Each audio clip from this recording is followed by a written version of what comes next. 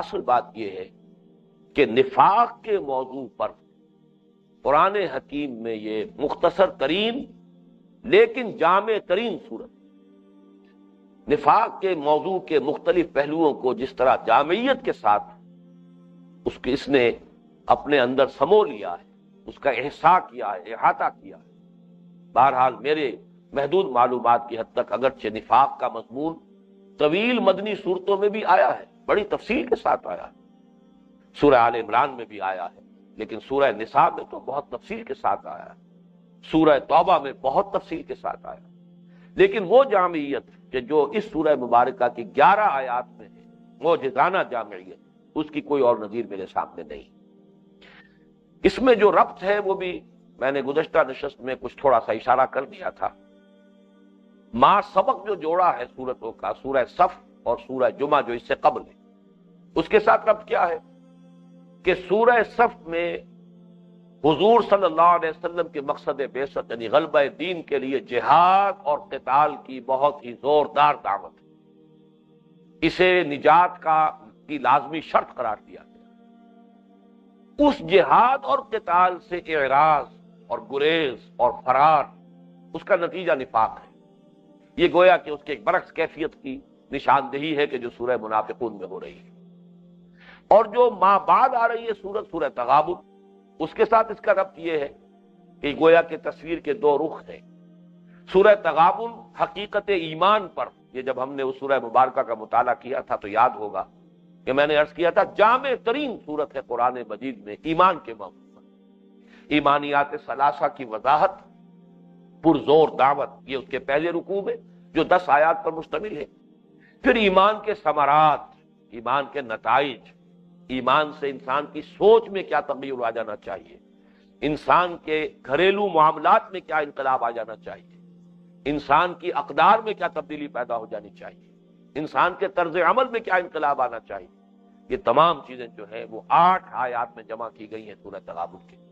تو حقیقت ایمان کے موضوع پر جامع ترین سورت قرآن حکیم کی سورہ تغابن۔ اب ایمان کا آپ کو معلوم ہے کہ ایمان کی ضد یا مخالف چیزیں دو ہیں۔ قانونی سطح پر ایمان کی ضد ہے کفر، علی الاعلان کفر، اللہ کو نہیں مانتا یا آخرت کو نہیں مانتا یا رسالت کو نہیں مانتا، کھلم کھلا کافر ہے کوئی شخص، تو ایمان کے مقابلے میں کفر آئے۔ لیکن باطنی سطح پر ایمان کی ضد ہے نفاق۔ ایک شخص قانوناً مسلمان ہے، ظاہری اعتبار سے مسلمان ہے، ملت اسلامیہ میں شامل ہے، لیکن ایمان سے وہ محروم ہے اور اس کی ضد جو ہے نفاق اس کے دل میں ڈیرا ڈالے ہوئے ہے۔ تو یہ چونکہ صورتیں بارہا میں عرض کر چکا ہوں، سورہ حدید سے سورہ تحریم تک، ان میں خطاب ہے صرف مسلمانوں سے، امت مسلمہ سے۔ تو یہاں پر ایمان کی ضد جو ہے، ایمان کا اینٹونیم جو ہے وہ ہے نفاق، لہذا ان دو کو یہاں جمع کر دیا گیا۔ سورہ منافقون اور سورہ تغابن ایک جوڑا، حضور کا مقصد بعثت، اس کے لیے افراد کار، مردان کار، افرادی قوت کی فراہمی اور تربیت، سورہ جمعہ یہ ایک جوڑا ہے، سورہ صف اور سورہ جمعہ، اور سورہ منافقون اور سورہ تغابن ایک جوڑا ہے۔ اور انٹر لاکنگ میں عرض کر چکا ہوں کہ وہاں فرمایا انفضوا الیہا وترکوک قائما، اور سورہ منافقون شروع ہوتی ہے اذا جاءک المنافقون قالوا نشہد انک لرسول اللہ۔ تو ان چاروں صورتوں کا یہ گروپ جو ہے ہمارے اس منتخب نصاب میں شامل ہے۔ لیکن اس سے پہلے کہ اس سورہ مبارکہ کا ہم سلسلے وار مطالعہ شروع کریں، میں چاہتا ہوں کہ نفاق کے بارے میں بعض بنیادی باتیں آپ اچھی طرح ذہن نشین کر لیں، اس لیے کہ اس کے ضمن میں بڑے شدید مغالطے مسلمانوں کے دلوں میں موجود ہیں، اور ایسا مغالطہ ہے کہ جس کی بنا پر ہر مسلمان اپنے آپ کو بری سمجھتا ہے، مجھ سے نفاق کا کیا سروکار۔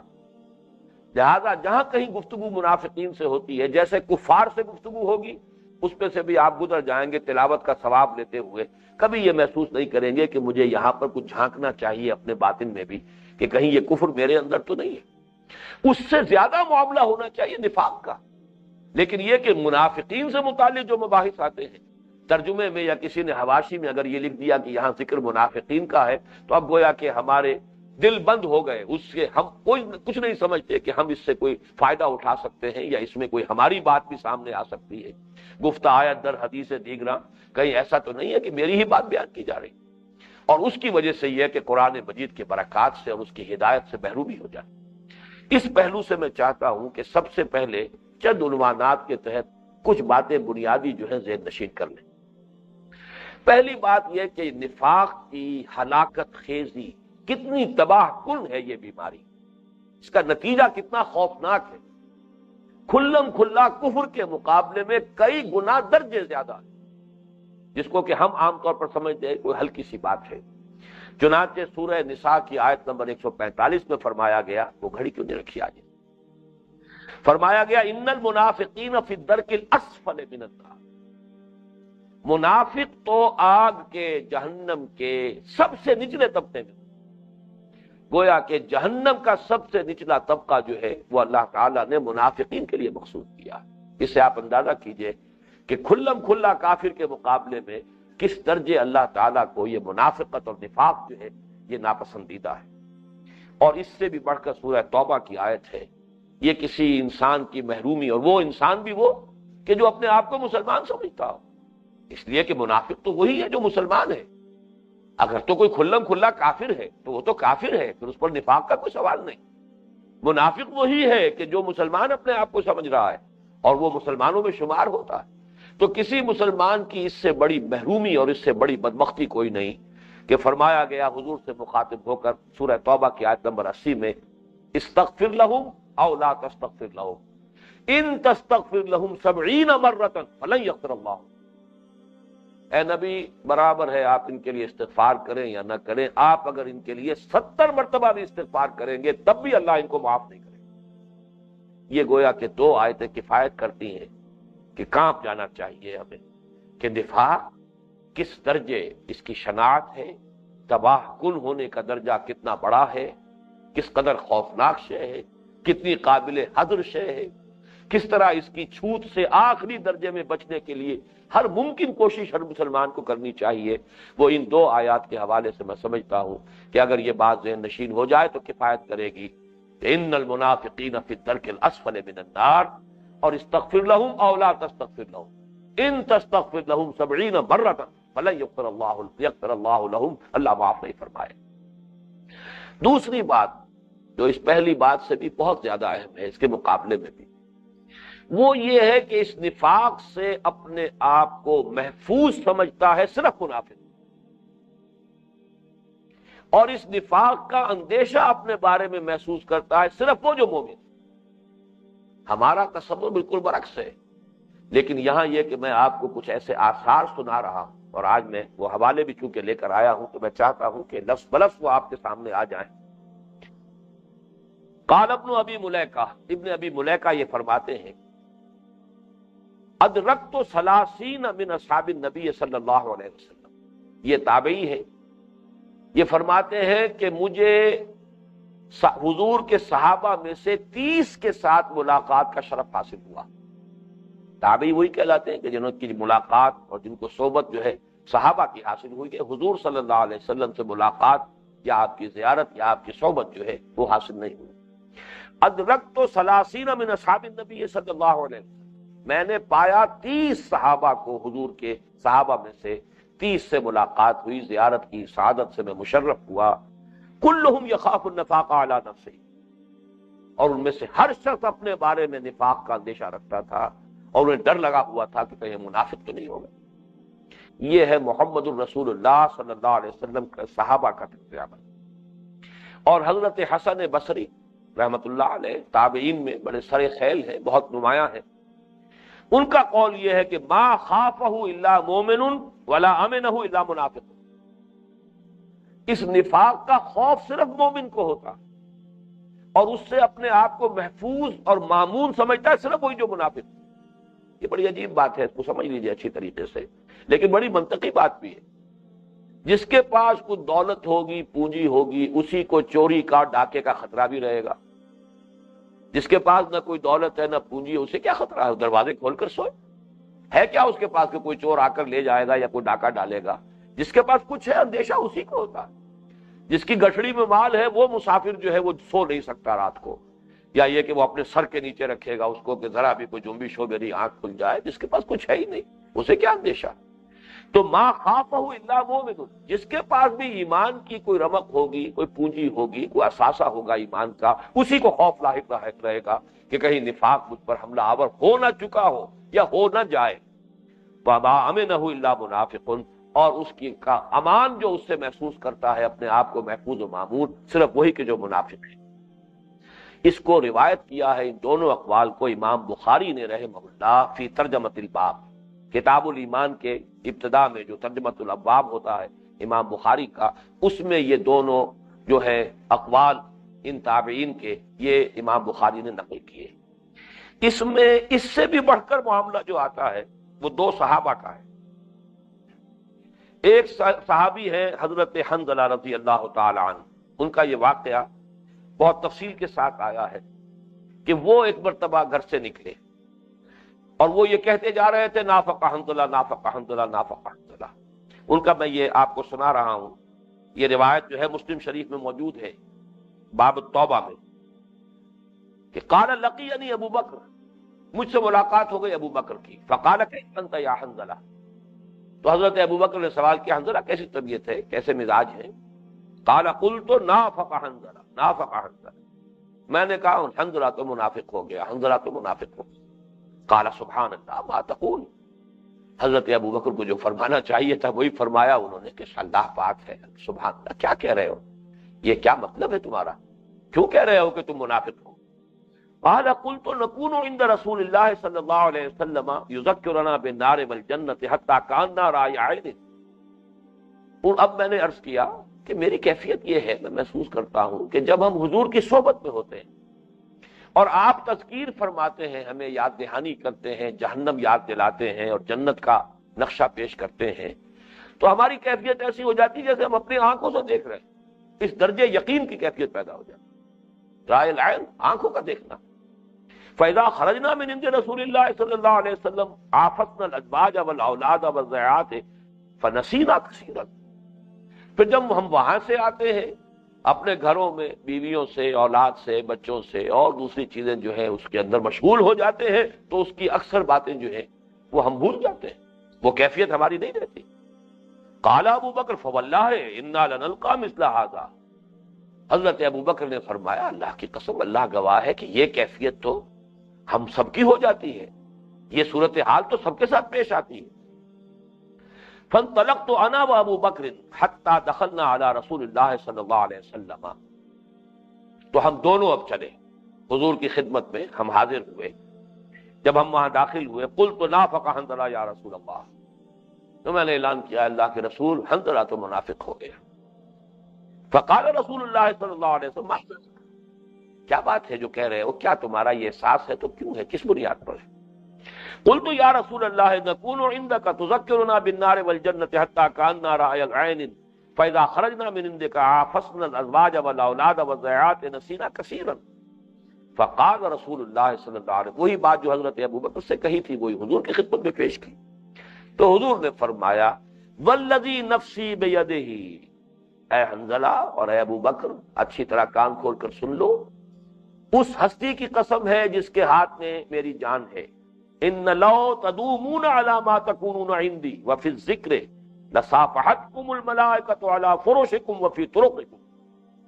اگر تمہاری وہ کیفیت دائم ہو جائے، اس پر مداومت ہو جائے، مستقل ہو جائے جو میری صحبت میں ہوتی ہے، اور جو بھی ذکر اور یاد دہانی جو ہے میری مجلس میں ہوتا ہے اس کی بنا پر اگر وہ کیفیت مستقل ہو جائے تو فرشتے تم سے مصافحہ کریں، تمہارے بستروں پر بھی اور تمہارے راستوں پر راستہ چلتے ہوئے آئیں گے، مصافحہ کریں گے، تمہاری تعظیم کریں گے، اگر وہ کیفیت ہو جائے۔ ولیکن یا حنظلۃ ساعۃ وساعۃ ثلاث مرات ساعۃ وساعۃ ساعۃ وساعۃ، اے حنظلہ یہ کیفیت جو ہوتی ہے میری صحبت میں یہ تو کبھی کبھی ہوتی ہے، کبھی وقتاً فوقتاً ہوتی ہے، ساعتاً فساعتاً ہوتی ہے، یہ مستقل نہیں ہو سکتی، یہ دائم نہیں رہ سکتی۔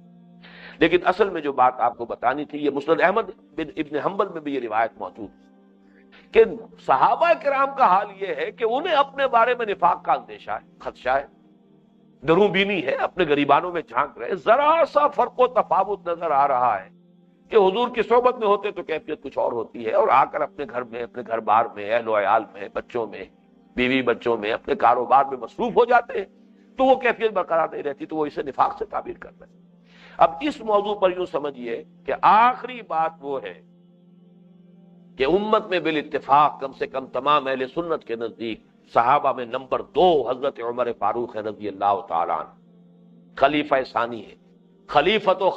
رسول اللہ صلی اللہ علیہ وسلم رضی اللہ تعالیٰ عنہما، اللہ کے خلیفہ کے خلیفہ، اللہ کے رسول کے خلیفہ کے خلیفہ۔ ان کا معاملہ یہ آتا ہے کہ چونکہ حضرت حذیفہ رضی اللہ تعالیٰ عنہ کو حضور نے کچھ منافقین کے نام بتا دیے تھے، لہذا ان کا نام مشہور ہو گیا تھا صاحب و سر النبی صلی اللہ علیہ وسلم۔ یہ حضور کے ایک راز کے امین ہیں، ان کے پاس ایک راز ہے۔ خاص طور پہ غزوہ تبوک سے واپسی پر ایک تنگ گھاٹی میں سے جب لشکر گزر رہا تھا، اور وہاں وہ یہی تھا کہ گویا کہ ایک سنگل کالم ہی میں لوگ گزر سکتے تھے، تو کوئی ایسی جگہ تھی جہاں کچھ منافق چھپ کر بیٹھے ہوئے تھے، ارادہ تھا حضور کو قتل کر دینے۔ تو جب حضور کی اونٹنی آئی ہے اور ایک صاحب اس کی آگے آگے ڈکیل پکڑے ہوئے جا رہے تھے، تو انہوں نے حملہ کیا۔ بہرحال جو بھی حضور کے ساتھ اس وقت تھے انہوں نے مقابلہ کیا، انہیں بھگا دیا، لیکن رات کی تاریکی اور انہوں نے اپنے چہروں کے اوپر انہوں نے کپڑے جو ہیں، جس طریقے سے ڈاکو لوگ جو ہیں وہ صرف آنکھیں اپنی کھلی رکھتے ہیں، باقی پورا چہرہ چھپا لیتے ہیں، اس نے اپنے آپ کو چھپایا ہوا تھا۔ لیکن حضور نے حضرت حذیفہ کو بتا دیا، میں تمہیں بتا دوں یہ فلاں فلاں فلاں فلاں فلاں فلاں لوگ۔ لیکن حذیفہ ذکر نہ کرنا کسی سے، اس لیے کہ منافقین کے بارے میں حضور کا طرز عمل یہ تھا کہ آپ کے علم میں تھا، لیکن یہ کہ آپ نے اسے عام نہیں کیا، اس لیے کہ مسلم معاشرے میں وہ قانونی طور پر مسلمان ہیں، اور قانونی حقوق جو ہے مسلمان کے وہ اسلامی ریاست میں یا اسلامی معاشرے میں انہیں حاصل رہتے ہیں۔ لہذا آپ نے اس ذاتی علم کو اپنے تک رکھا،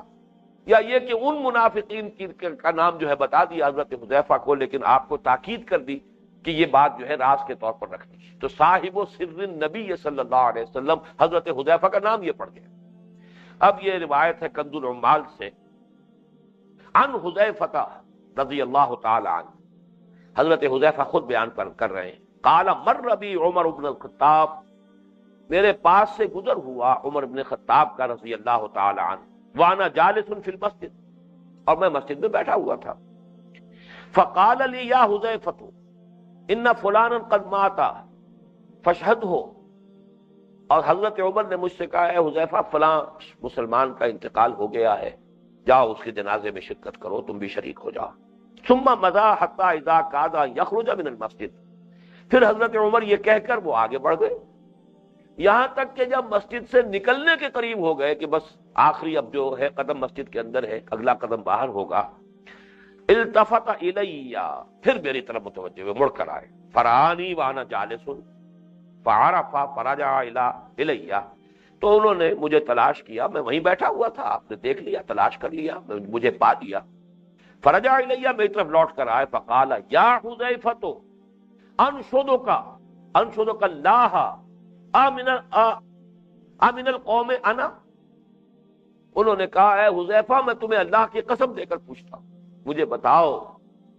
کیا ان لوگوں میں میں تو نہیں تھا؟ میرا نام تو ان میں شامل نہیں تھا کہ جن کے نام منافقین کے نام اللہ کے رسول صلی اللہ علیہ وسلم نے آپ کو بتائے؟ قلت اللہم لا، تو گویا کہ ایک درجے میں حضرت حذیفہ اس وقت ضبط نہیں کر سکے، ایک درجے میں تو راز جو ہے، راز کی بات کسی درجے میں فاش ہو رہی ہے۔ قلت اللہم لا، اے اللہ تو معاف فرمائیو، لیکن یہ کہ اس وقت عمر کو یہ اندیشہ اپنے بارے میں ہو رہا ہے، تو مجھے کم سے کم یہ کہ ان کی اس جو بھی پریشانی ہے اور جو تشویش ہے اسے رفع کرنا ضروری۔ اللہم لا، اے اللہ نہیں، ہرگز نہیں، اے عمر آپ کا نام نہیں تھا، ولن ابرئ احدا بعدک، لیکن یہ کہ اے عمر رضی اللہ تعالی، اب میں کسی اور کو آپ کے سوا بری نہیں ٹھہراؤں گا، یعنی ایسا نہ ہو کہ اور لوگ بھی مجھ سے پوچھنا شروع کر دیں، تو وہ تو بائی ایلیمینیشن جو ہے آئیڈینٹیفائی ہو جائیں گے پھر باقی منافقین۔ ہر شخص اگر آ کر پوچھے میں تو نہیں تھا اور میں بتا دوں کہ نہیں آپ نہیں تھے، وہ دوسرا بھی آئے میں تو نہیں تھا، نہیں آپ بھی نہیں تھے، تو وہ تو پھر یہ کہ بائی ایلیمینیشن وہ آئیڈینٹیفیکیشن ہو جائے گی۔ تو کہا کہ وَلَنْ أُبْرِئَ أَحَدًا بَعْدَكَ، اے عمر آپ کے بعد اب میں کسی اور کو بری نہیں ٹھہراؤں گا، کہ کسی اور کے بارے میں بھی یہ بات بتا دوں کہ اس کا نام نہیں تھا، لیکن یہ عمر کا ایک مقام تھا، ان کی حیثیت تھی، ان کا درجہ تھا، جس کی وجہ سے کہ پھر وہ گویا کہ انہوں نے اپنے آپ کو مجبور پایا کہ کم سے کم ان کی اس تشویش کو رفع کر۔ اب آپ اندازہ کیجئے کہ یہ تشویش ہو رہی ہے حضرت عمر فاروق، یہ روایت جو ہے حضرت ام سلمہ سے بھی ہے رضی اللہ تعالی عنہ. معلوم ہوتا ہے کہ حضور نے غالباً انہیں بھی کچھ منافقین کے نام بتا دیے تھے. ان مسروق عن ام سلمہ رضی اللہ تعالی عنہ قالت قال النبی صلی اللہ علیہ وسلم من اصحابی من لا اراہ ولا یرانی بعد نموت ابدا. حضرت ام سلمہ فرماتی ہیں کہ مجھ سے حضور نے ایک بات فرمائی. اب یہ جو بھی شوہر اور بیوی کے مابین ایک قرب ہوتا ہے اس کی بنا پر یہ بات آپ نے فرمائی. میرے اصحاب میں کچھ ایسے لوگ بھی ہیں. اب اصحاب کو یہاں پر ہم لیں گے لغوی معنی میں، میرے ساتھی جو اس وقت دنیا میں میرے ساتھ ہیں، میرے آس پاس ہیں، امتی ہیں، کلمہ پڑھتے ہیں. ان میں وہ چودھری لوگ بھی تھے، عبداللہ ابن ابی جیسا آدمی کیونکہ بڑا رئیس تھا تو اس کی تو حالت یہ تھی کہ وہ صف اول میں موجود ہوتا تھا نماز میں، اور جب حضور خطبہ دینے کھڑے ہوتے تھے تو پہلے وہ اپنی چودراہٹ کے اظہار کے لیے پہلے خود کھڑا ہوتا تھا. لوگوں دیکھو یہ اللہ کے رسول ہیں، ان کی بات پوری توجہ سے سنو، حالانکہ ایمان سے خود جو ہے بالکل محروم ہے. تو آپ نے فرمایا اس معنی میں ان کو اصحاب کہا جا رہا ہے، ورنہ صحابہ میں سے کسی کے بارے میں یہ بات نہ سمجھیے گا کہ ان من اصحابی من لا اراہ ولا یرانی بعد نموت ابدا. میرے ان ساتھیوں میں سے کچھ ایسے بھی ہیں کہ میری موت کے بعد کبھی نہ میں انہیں دیکھوں گا نہ وہ مجھے دیکھیں گے. یعنی آخرت میں میرا ان کے ساتھ کوئی تعلق نہیں ہوگا، کوئی ملاقات نہیں ہوگی، کوئی رویت ایک دوسرے کی نہیں ہوگی. یہ گویا کہ حضور نے قلبی طور پر جو ان سے بغض تھا آپ کو، ان کی طرف سے جو بھی آپ کو ایک رنج کی کیفیت تھی، یہ اس کی شدت کا اظہار کیا ہے کہ من اصحابی من لا اراہ، ایسے بھی لوگ ہیں جنہیں میں بھی نہیں دیکھوں گا، ولا یرانی، نہ وہ مجھے دیکھیں گے، بعد نموت ابدا، اس کے بعد کہ میرا انتقال ہو جائے کبھی بھی. قال فبلغ ذلك عمر رضی اللہ تعالیٰ عنہ. یہ بات حضرت عمر کو بھی پہنچ گئی کہ حضور نے کچھ لوگوں کے بارے میں بغیر نام لیے یہ بات کہی ہے، یہ نام کچھ لیا ہوگا. قال فاتاها، اب حضرت عمر رضی اللہ تعالیٰ عنہ حضرت ام سلمہ رضی اللہ تعالیٰ عنہ کی خدمت میں حاضر ہوئے. فقال لها انشدک باللہ انا منہم. اے ام سلمہ رضی اللہ تعالیٰ عنہ، اے ام المومنین، میں آپ کو اللہ کی قسم دے کر پوچھ رہا ہوں، نہیں میں تو ان میں سے نہیں تھا. قالت لا ولن ابری احدا بعدک ابدا. پھر وہی الفاظ انہوں نے بھی کہے. مسند احمد کی یہ روایت ہے کہ نہیں آپ ان میں نہیں تھے، آپ ان لوگوں میں شامل نہیں ہیں. لیکن اے عمر دیکھیے، آئندہ آج کے بعد میں کسی اور کے لیے یہ برات جو ہے اس کا سرٹیفکیٹ نہیں دوں گی. آپ کے لیے تو آپ کی ایک جو امتیازی حیثیت ہے اس کے بنا پر میں نے یہ آپ کو بتا دیا ہے، لیکن یہ بات آئندہ کبھی نہیں. تو یہ دوسری بات تھی نفاق کے بارے میں جو میں چاہتا تھا کہ اچھی طرح ذہن نشین ہو جائے، کہ اپنے آپ کو نفاق سے محفوظ اور مامون اور مصون سمجھنا کہ ہم سے کیا تعلق، ہم سے کیا سروکار، نفاق ہوگا وہ اوروں کے لیے ہوگا. تو یہ جو ہے بالکل ایک برعکس کیفیت ہے کہ جو ہونی چاہیے اور وہ کہ جو ہمارے اندر بالفعل موجود ہے. اب تیسری بات ہے اور وہ یہ کہ نفاق کی قسمیں کیا ہیں. اس میں ابھی ذرا سادہ جو ڈیفینیشن ہے نفاق کی وہ اپنے سامنے رکھیے اور اس کی جو اقسام ہے اس کو سمجھنے کی کوشش کیجیے. اس لیے کہ جو قسمیں بیان کی جاتی ہیں مجھے ان سے ان کی تعبیر سے کچھ اختلاف، صحیح تعبیر کے لیے کیا اصطلاحات ہونی چاہیے وہ میں پیش کروں گا. لیکن سادہ تعبیر کیا ہے، کسے کہتے ہیں منافق؟ جو شخص مسلمان ہونے کا مدعی ہو لیکن حقیقتاً مسلمان نہ ہو، کافر ہو، وہ منافق ہے. یہ سادہ تعریف ہے. ابھی اصل منافق کی ڈیفینیشن، لفظ نفاق کا مفہوم، یہ تو پوری گفتگو ہوگی بعد میں، لیکن اس وقت اسی پر اکتفا کیجئے. منافق ہے کون؟ کہ جو اپنے آپ کو سمجھتے ہیں کہ ہم مسلمان ہیں. وَمِنَ النَّاسِ مَن يَقُولُ آمَنَّا بِاللَّهِ وَبِالْيَوْمِ الْآخِرِ وَمَا هُمْ بِمُؤْمِنِينَ. لوگوں میں سے کچھ ایسے بھی ہیں جو کہتے ہیں ہم ایمان لے آئے اللہ پر اور یوم آخر پر، وہ مومن نہیں. یا جیسے کہ سورہ منافقون ہی کی پہلی آیت جو میں نے آج تلاوت بھی کی تھی، اذا جاءك المنافقون قالوا نشهد انك لرسول الله والله يعلم انك رسول الله والله يشهد ان المنافقين لكاذبون. اے نبی، جب یہ منافق آپ کی خدمت میں حاضر ہوتے ہیں اور کہتے ہیں کہ ہم گواہی دیتے ہیں اس کی کہ آپ اللہ کے رسول ہیں، اور اللہ خوب جانتا ہے کہ آپ اس کے رسول ہیں، اللہ سے بڑھ کر اور کس کے علم میں ہوگا کہ آپ اللہ کے رسول ہیں، لیکن اللہ گواہی دے رہا ہے کہ یہ جھوٹ بول رہے ہیں. تو یہ ہے اصل میں منافق. لیکن اس کی تقسیم کیا ہے؟ ایک تقسیم جو کی گئی ہے کہ ایک نفاق ہے اعتقادی، عقیدے میں نفاق، اور ایک ہے نفاق عملی، صرف عمل میں نفاق. اسی قسم کی تقسیم آپ کو یاد ہوگا اقسام شرک کے ضمن میں میں نے بیان کیا تھا کہ ایک ہے شرک اعتقادی، ایک ہے شرک عملی. اصل میں چونکہ ہمارے ہاں لفظ اعتقاد اور عقیدہ یہ ہماری بنیادی دینی اصطلاحات میں شامل ہو چکا ہے، ہماری گفتگو کا مرکز و محور عقیدے کا لفظ بن گیا ہے۔ حالانکہ یہ لفظ وہ ہے جو نہ قرآن میں نہ حدیث میں ہے، میرے علم کی حد تک قرآن میں تو نہیں ہے بالکل، لیکن یہ کہ جہاں تک بھی جو بھی ذخیرہ معلومات کا میرا ہے حدیث کے بارے میں، تو یہ لفظ وہاں موجود نہیں ہے، یہ اصطلاح بعد میں وضع ہوئی عقیدے۔ لیکن بہرحال نفاق اعتقادی اور نفاق عملی، نفاق عملی کی جو دو حدیثیں ہیں جس کے حوالے سے یہ نفاق عملی کی اصطلاح تو بہت حد تک صحیح ہے، اس میں کوئی شک نہیں۔ میرا جو بھی اختلاف ہے وہ نفاق اعتقادی کی اصطلاح سے ہے، اور اس کے لیے دلائل میں بعد میں دوں گا، لیکن وہ دو حدیثیں آپ پہلے سن لیجئے، دونوں مرفوع ہیں اور دونوں متفق علیہ، یعنی دونوں صحابہ کرام سے جو مروی ہیں، حضرت ابو ہریرہ سے اور عبداللہ ابن عمرو بن العاص رضی اللہ تعالی عنہما سے، یہ دونوں کی دونوں جو ہے مرفوع ہے کہ دونوں نے کہا کہ حضور سے سنا ہے، حضور نے فرمایا، اور نمبر دو یہ کہ دونوں متفق علیہ ہیں، صحیح بخاری صحیح مسلم دونوں میں موجود۔ حضرت ابو ہریرہ کی روایت ہے، آیت المنافق ثلاث، منافق کی علامتیں تین ہیں، اذا حدث کذب، جب بات کرے کوئی بات بیان کرے جھوٹ بولے، واذا وعد اخلف، جب وعدہ کرے خلاف ورزی کرے، واذا اؤتمن خان، اور جب کہیں امین بنایا جائے امانت رکھوائی جائے خیانت کرے۔ یہ الفاظ تو ہے متفق علیہ، یعنی بخاری اور مسلم دونوں کے۔ مسلم کی روایت میں الفاظ مزید ہیں، وَإِن صَامَ وَصَلَّى وَزَعَمَ أَنَّهُ مسلم، یہ شخص منافق ہے چاہے وہ نماز پڑھتا ہو، روزہ رکھتا ہو اور اپنے آپ کو مسلمان سمجھتا ہے مسلمان اپنے آپ کو، لیکن منافق ہے۔ گویا کہ یہ تین علامات ہیں نفاق کی، آیت المنافق ثلاث، اذا حدث کذب واذا وعد اخلف واذا اؤتمن خان۔ دوسری حدیث ہے عبداللہ ابن عمرو بن العاص رضی اللہ تعالی عنہما سے، یہی مضمون ہے، تقریباً ایک شے کا اضافہ ہے، اور مزید وضاحت ہے کہ جس میں یہ چاروں ہیں وہ تو گویا کہ کٹر پکا منافق ہے، لیکن اگر ایک ہے تو اسی درجے میں نفاق اس میں موجود ہے۔ اس کے الفاظ ہیں، اربع من کن فیہ کان منافقا خالص، چار اوصاف، چار خصلتیں ایسی ہیں کہ اگر کسی میں یہ چاروں ہو تو وہ تو خالص منافق ہے، کٹر منافق ہے، پکا منافق۔ ومن كانت فيه خصلة منهن كانت فيه خصلة من النفاق حتى يدعاها، اور جس میں ایک ہوگی اس میں گویا کہ نفاق کی ایک خصلت، نفاق کا ایک حصہ موجود ہے جب تک کہ وہ اس کو چھوڑ نہ دے۔ اگر وہ ایک وصف ہے اس کے اندر تو گویا کہ 25% نفاق ہے، دو ہے تو 50% نفاق ہے، لیکن چاروں ہیں تب تو خالص کٹر پکا منافق ہے۔ وہ چار چیزیں کیا ہے؟ وہاں جو آخری تھی یہاں وہ پہلی ہے، اذا اؤتمن خان، جب امانت رکھوائی جائے، امین بنایا جائے تو خیانت کرے،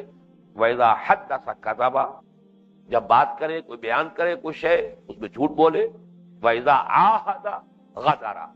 وہاں تھا وَإِذَا وَعَدَ أَخْلَفَ، جب وعدہ کرے تو خلاف ورزی کرے، یہاں اذا عَاهَدَ غَدَرَ، جب کوئی معاہدہ کرے، بات طے کر لے تو پھر اس میں بے وفائی کرے، اس معاہدے کو توڑے۔ اور چوتھی چیز ہے وَإِذَا خَاصَمَ فَجَرَ، جب کہیں جھگڑا ہو جائے تو آپے سے باہر ہو جائے، اسے اپنی زبان پر، اپنے ہاتھوں پر کنٹرول نہ رہے، اپنے آپے سے باہر، یعنی یہ کہ زبان میں بھی جو آیا منہ پر وہ بک دیا، اور جو بھی کر سکتا ہو کر گزرا انسان۔ ایک وہ شخص ہے، جھگڑا بھی ہو، اختلاف بھی ہو تو شرافت کے حدود کے اندر ہے، انسان معقولیت کے حدود سے تجاوز نہ کرے، جو لفظ بھی نکالے زبان سے تول کر نکالے، سمجھ کر نکالے، ارادے کے ساتھ نکالے، یہ نہیں کہ مغضوب الغضب ہو کر انسان جو ہے، مغلوب الغضب ہو کر اور انسان جو ہے وہ اپنے آپ سے باہر ہو جائے۔ یہ ہے اصل میں نفاق عملی، لیکن یہ کہ اس کو نفاق عملی قرار دے دینا اور اس کو پھر اعتقادی نفاق سے جدا کر دینا، اس کا نتیجہ کیا نکلا ہے؟ پہلا لفظ تو یہ ہے جو میں نے کہا کہ اعتراض مجھے یہ ہے کہ لفظ عقیدہ قرآن کی اصطلاح ہے ہی نہیں، میرے نزدیک، میرے علم کی حد تک حدیث کی بھی نہیں۔ ایک ایسے لفظ کو بنیاد بنانا تقسیم کی، در حقیقت یقیناً اس کے اندر کوئی نہ کوئی قباحت ہوگی اصولی اعتبار سے۔ دوسری بات یہ کہ اس کی بنا پر ایک عام مسلمان کو تنبیہ ہوتی نہیں، اس لیے کہ وہ عملی نفاق کو نفاق نہیں سمجھتا۔ اصل میں جو ذہن میں بات بیٹھ گئی ہے کہ اصل نفاق جس کا قرآن میں ذکر ہو رہا ہے جس کی ہلاکت خیزی اور جس کی مضرت رساں ہونے کا نقشہ جو قرآن کھینچتا ہے، ان المنافقین فی الدرک الاسفل من النار، تو یہ تو گویا کہ اعتقادی منافق ہے اس کے لیے، عملی منافق تو بس گناہگار ہے، گناہگار کے لیے ایک لفظ کی تعبیر کر دی گئی ہے۔ اس وجہ سے سرے سے تنبہ ہوتا ہی نہیں، کوئی تنبیہ اسے ہوتی ہی نہیں، اس لیے کہ وہ نفاق عملی کو حقیقت نفاق نہیں سمجھتا، بلکہ اس کو وہ سمجھ بیٹھتا ہے کہ یہ تو اصل نفاق اعتقادی ہوگا تو نفاق ہوگا۔ اس کے بنا پر جو گریبان میں جھانکنے کا کوئی کسی کے سامنے موقع آنا چاہیے وہ نہیں آتا، اور ان پر سے انسان گزر جاتا ہے پڑھتے ہوئے اور سنتے ہوئے، لیکن اسے جھرجھری نہیں آتی، اس پر کوئی لرزہ طاری نہیں ہوتی۔ میرے نزدیک اس کے برعکس جو صحیح تر تقسیم ہے وہ شعوری اور غیر شعوری۔ ایک یہ کہ کسی شخص کو خود شعور ہو کہ میں منافق ہوں، جانتا ہو کہ میں منافق ہوں، اور ایک غیر شعوری، اسے شعور نہیں ہے کہ میں منافق ہوں حالانکہ وہ منافق ہے۔ اب اس کے لیے دیکھیے، پہلی بات تو یہ ہے کہ یہ لفظ بنیادی طور پر قرآن نے استعمال کیا نفاق کے بارے میں، چنانچہ دوسرا ہی رکوع سورہ بقرہ کا ہے کہ جس میں آپ نے دیکھا کہ یہاں یہ الفاظ وما یشعرون ولکن لا یشعرون، جیسا کہ ابھی میں نے آیت آپ کو سنائی تھی، ومن الناس من یقول آمنا باللہ وبالیوم الآخر وما هم بمؤمنین یخادعون اللہ والذین آمنوا وما یخدعون الا انفسهم وما یشعرون، وہ دھوکہ دینے کی کوشش کر رہے ہیں اللہ کو اور اہل ایمان کو، حالانکہ نہیں دھوکہ دے رہے مگر اپنے آپ کو، لیکن انہیں اس کا شعور نہیں۔ آگے چل کر پھر آتا ہے الا انہم هم السفہاء ولکن لا یشعرون، اصل میں احمق اور بے وقوف یہ ہے لیکن انہیں اس کا شعور نہیں۔ تو شعور کا لفظ خاص طور پر اس ضمن میں قرآن مجید نے استعمال کیا ہے، یہ گویا کہ ایک ڈیوائیڈنگ لائن بن گئی ہے۔ ایک منافق وہ ہے جسے منافق ہونے کا شعور نہیں، دوسری ابھی جو میں نے حدیث کو سنائی ہے وہ بھی گویا کہ اس کے لیے دلیل بلکہ 10 کا درجہ رکھتی ہے، زعم انہ مسلم وَإِن صَامَ وَصَلَّى وَزَعَمَ أَنَّهُ مُسْلِمٌ، کہ اگرچہ وہ نماز پڑھتا ہو اور روزہ رکھتا ہو اور اپنے آپ کو وہ مسلم سمجھتا ہو، منافق نہیں سمجھتا، لیکن یہ کہ وہ منافق ہے، اس اعتبار سے اصل شے جو ہے وہ انسان کے اپنے شعور کا معاملہ ہے، اسے خود شعور ہے یا نہیں۔ اب اس کے ضمن میں ایک بات جو میں عرض کر رہا ہوں وہ یہ ہے، یہ ذرا تھوڑی سی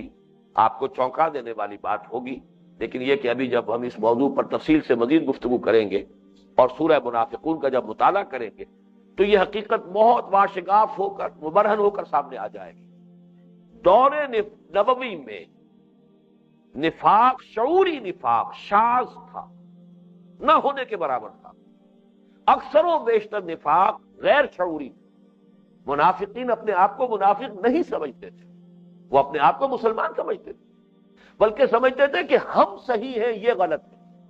ہمارا طرز عمل درست ہے ان کا طرز عمل غلط ہے۔ وہ سارا کا سارا جو اپنی جسٹیفیکیشن، اپنے لیے ریشنلائزیشن، یہ پوری ان کے ہاں موجود تھی۔ اس پر تفصیل سے گفتگو بعد میں ہوگی۔ اکثر و بیشتر الا ماشاءاللہ استثناءات ہوں گی، لیکن یہ ہے کہ اس کے بارے میں بھی ہم یقین کے ساتھ تو کسی فرد واحد کے بارے میں بھی نہیں کہہ سکتے، لیکن یہ کہ ایک درجہ ہوتا ہے نفاق کا کہ درجہ بدرجہ ترقی کرتے ہوئے، جیسا کہ تفصیل سے میں بعد میں عرض کروں گا کہ جیسے ٹی بی کی 3 سٹیجز ہوتی ہیں، مرض نفاق کی بھی 3 سٹیجز ہیں۔ آخری سٹیج پر جا کر جیسے کسی زمانے میں وہ ٹی بی کا مریض جب 3rd سٹیج میں آتا تھا لا علاج سمجھا جاتا تھا، اب اس کی بیماری جو ہے وہ قابل علاج حدود سے گزر چکی۔ اسی طریقے سے 3rd سٹیج پر جب نفاق پہنچ جاتا ہے تو گویا کہ اس پر مہر تصدیق اللہ کی طرف سے سخت ہو جاتی ہے، اور پھر یہ کہ کوئی اس کی طرف نو پوائنٹ آف نو ریٹرن پر پہنچ کر واپسی کا امکان نہیں ہوتا۔ اس مرحلے میں امکان ہے کہ وہ اگر اب تک بھی رہا تھا غیر شعوری منافق تو اس مرحلے میں آ کر وہ شعوری منافق بن گیا، لیکن پہلے 2 مراحل پر تو میں پھر دعوے کے ساتھ کہہ رہا ہوں کہ اکثریت منافقین کی جو مکے میں تھی، مدینے میں تھی، وہ اپنے آپ کو منافق نہیں سمجھتی تھی اور غیر شعوری نفاق میں مبتلا تھی۔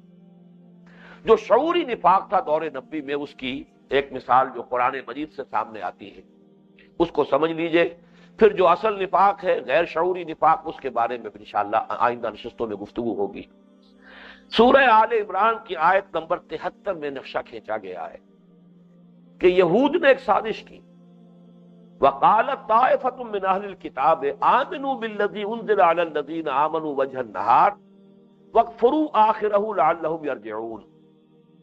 انہوں نے یہ قرارداد پاس کی، طے کیا، فیصلہ کیا کہ ایسا کرو کہ کچھ لوگ ہم میں سے صبح کے وقت تو ایمان لے آئیں اس چیز پر جو اہل ایمان پر نازل کی گئی ہے، یعنی قرآن پر ایمان کا دعویٰ کر دو کہ ہاں ایمان لے آئے، ہم نے مان لیا محمد کو اللہ کا رسول، مان لیا کہ قرآن اللہ کی کتاب ہے، ہم ایمان لے آئے، نشہد ان لا الہ الا اللہ و نشہد ان محمد رسول اللہ۔ لیکن ایسے کرو کہ رات کو شام کو پھر کافر ہو جاؤ، اعلان کر دو نہیں بھائی نہیں، ہمیں تو مغالطہ لگا اور یہ تو ہمیں تو کوئی بات اچھی نظر نہیں آئی، قریب آ کر دیکھ لیا ہم نے۔ اور میں اس میں اضافہ یہ اپنی طرف سے کر رہا ہوں، آیت میں تفصیل نہیں ہے کہ ظاہر بات ہے جنہوں نے یہ سازش کی ہوگی وہ دن کا کافی حصہ حضور کی صحبت میں گزارا ہوگا، اس لیے کہ پیش نظر کیا تھا، لعلہم یرجعون، کہ یہ جو ایمان کی دھاک بیٹھ گئی ہے کہ جو شخص ایک دفعہ ایمان لے آئے واپس نہیں آتا، اس سے جو اس کی دھاک جو ہے وہ بیٹھ گئی ہے اور اس کی ایک یوں سمجھیے کہ ایک شہرت ہو گئی ہے، اس کو توڑنا مقصود ہے، اس کی گڈ ول ختم ہو۔ ایسا بھی ہوتا ہے کہ صبح ایمان لائے شام کو واپس چلے گئے، اور یہ لوگ جو ہے دیکھو آخر صبح ایمان لائے تھے، بڑے سمجھدار لوگ ہیں، اہل کتاب کے علماء میں سے ہیں، آخر کچھ انہوں نے سوچ کر ایمان کا اعلان کیا تھا، لیکن قریب رہے ہیں، اتنے گھنٹے صحبت میں گزارے حضور کے، تو کچھ نہ کچھ تو دیکھا ہی ہوگا نا، کوئی بات تو منفی سامنے آئی ہوگی نا جس کی وجہ سے یہ چلے گئے، مرتد ہو گئے، تو وہ جو ایک دھاک بیٹھی ہوئی تھی ایمان کی وہ ختم ہو جائے گی۔ پھر کچھ نہ کچھ لوگ تو بہرحال وسوسہ ان کے دل میں پیدا ہو ہی جائے گا، آخر یہ آئے تھے کیوں چلے گئے، کوئی بات تو ہوگی، کوئی کمی تو یہاں ہوگی۔ یہ پھر شیطان کی وسوسہ اندازی کے لیے اس کو ایک راستہ مل جائے گا، لعلہم یرجعون، تاکہ یہ بھی لوٹ سکیں، یہ بھی واپس آ جائیں۔ تو یہ ان کی ایک سازش تھی۔ اب اس کا تجزیہ کیجئے، جس شخص نے اس سازش کے تحت صبح کلمہ شہادت زبان سے ادا کیا، وہ چاہے 8-10 گھنٹے قانوناً مسلمان رہا، لیکن وہ کٹر منافق تھا، اور وہ خود بھی جانتا تھا کہ میں منافق ہوں، میں مسلمان نہیں ہوا ہوں، میں دھوکہ دینے کے لیے میں نے اعلان کیا۔ یہ گویا کہ شعوری نفاق کی ایک مثال ہے جو قرآن مجید میں ہے، وَقَالَتْ طَائِفَةٌ مِّنْ أَهْلِ الْكِتَابِ آمِنُوا بِالَّذِي أُنزِلَ عَلَى الَّذِينَ آمَنُوا وَجْهَ النَّهَارِ وَاكْفُرُوا آخِرَهُ لَعَلَّهُمْ يَرْجِعُونَ۔ اسی کا نقشہ کھینچا گیا اسی قسم کے لوگوں کا سورہ مائدہ کی آیت نمبر 61 میں، وَإِذَا جَاءُوكُمْ قَالُوا آمَنَّا وَقَدْ دَخَلُوا بِالْكُفْرِ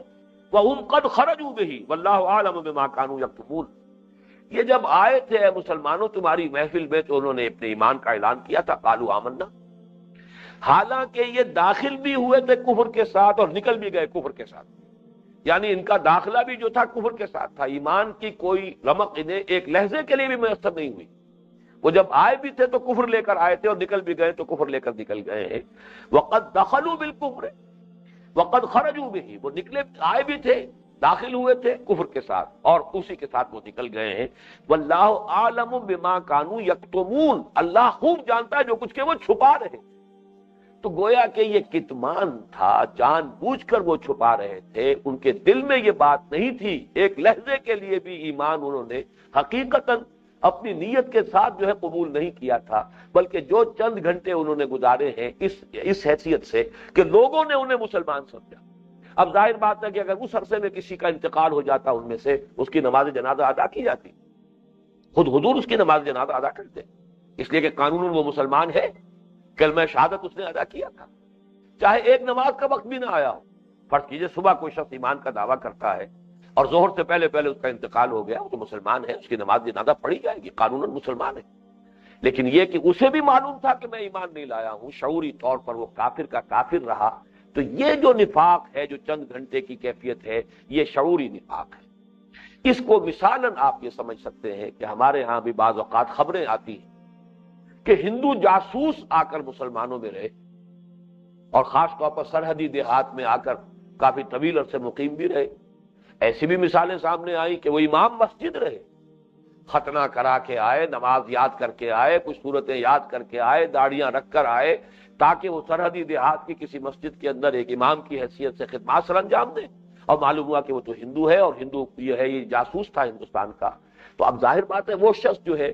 اس نے اسلام کا لبادہ اوڑھا ہے، پہنا ہے، لیکن اسے معلوم ہے اس نے اسلام قبول نہیں کیا۔ یہ سب کا سب صرف جاسوسی کے لیے ایک ذریعہ بنایا گیا۔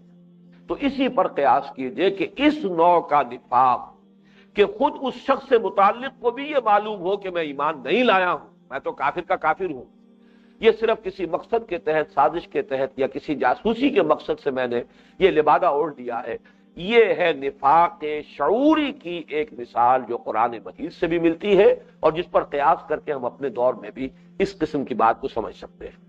باقی جو اصل نفاق ہے وہ کیا ہے، نفاق کے لغوی معنی کیا ہے، نفاق کے مدارج کیا ہے، اس پر اب انشاءاللہ تعالی آئندہ نشست میں گفتگو ہوگی۔ اقول قولی ھذا واستغفر اللہ لی ولکم ولسائر المسلمین والمسلمات۔